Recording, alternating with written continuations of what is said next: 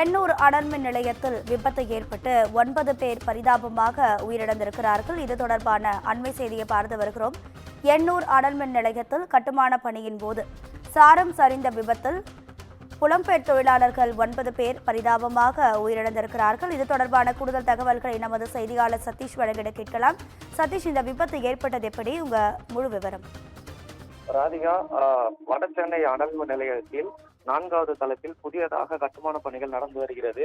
இந்த பணியில் அஸ்ஸாம் மாநிலத்தைச் சேர்ந்த சுமார் 30க்கும் மேற்பட்ட வடமாநில ஊழியர்கள் பணிபுரிந்து வருகின்றனர். இன்று கட்டிட பணி மேற்கொண்டு வரும்போது அந்த கட்டிடம் எதிர்பாராத விதமாக சரிந்து விழுந்தது.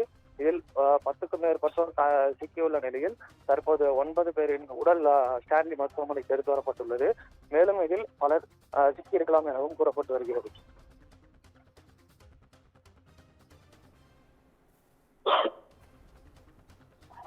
தகவல்களுக்கு நன்றி சதீஷ்.